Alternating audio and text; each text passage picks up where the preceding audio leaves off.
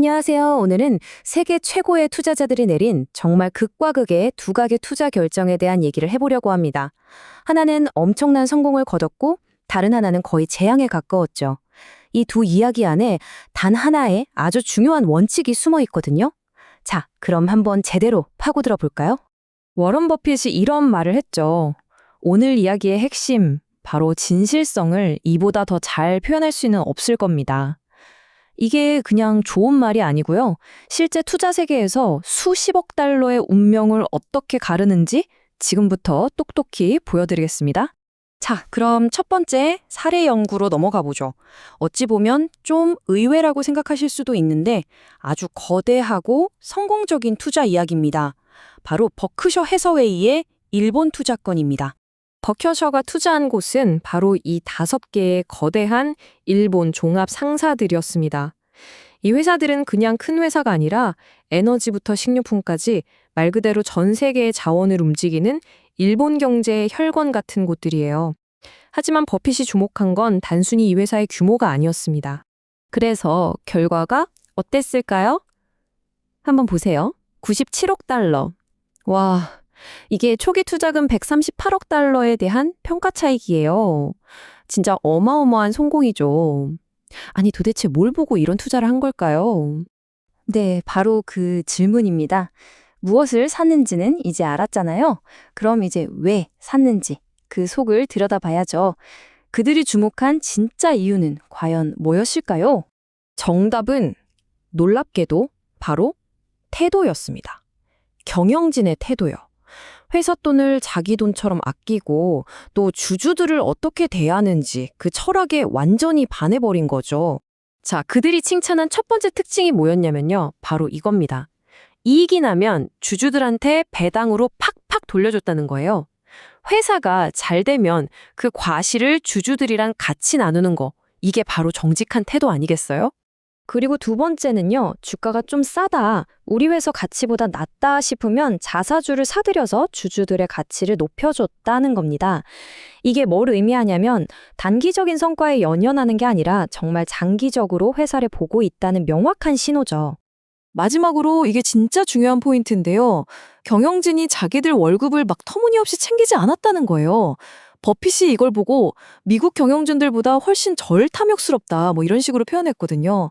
자기 배 채우는 것보다 회사가 먼저였다는 거죠.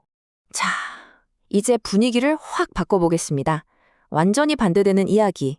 버핏과 멍거가 행운의 편지 사기라고까지 불렀던 아주 어두운 사례를 하나 보시죠.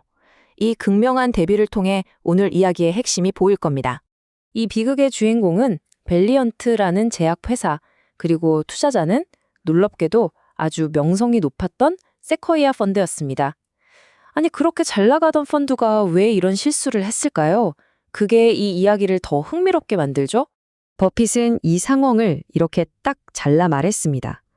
비즈니스 모델에 심각한 결함이 있었다. 세코이아 펀드에겐 정말 큰 불운이었다고요. 이 말에서 문제의 심각성이 느껴지시죠?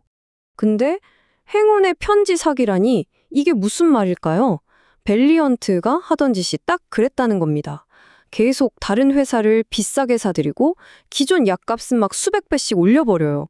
그럼 단기적으로는 엄청나게 성장하는 것처럼 보이겠죠? 하지만 이건 속임수라는 겁니다. 결국엔 무너질 수밖에 없는 그런 구조였던 거죠. 먼 거는 뭐 더 말할 것도 없죠. 언제나처럼 한마디로 끝내버립니다. 밸리언트는 시궁창이다. 이건 그냥 사업 모델이 나쁘다는 걸 넘어서서 그 안에 있는 도덕성 자체를 경멸하는 아주 강력한 표현이에요.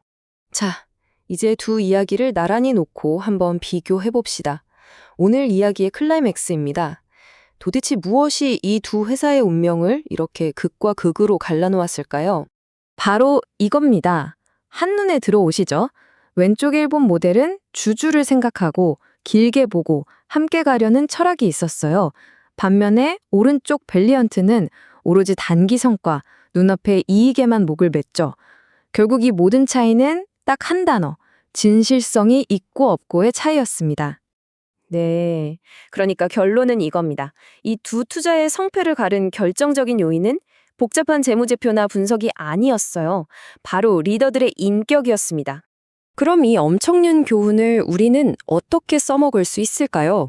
이 이야기를 그냥, 아, 그랬구나 하고 넘기는 게 아니라 여러분이 직접 쓸 수 있는 도구로 한번 만들어 보겠습니다. 자, 이른바 버핏의 진실성 테스트입니다. 딱 4가지만 기억하세요. 첫째, 그 성공이 진짜 배기인지 아니면 밸리언트처럼 행운의 편지 같은 건 아닌지 그 패턴을 보세요.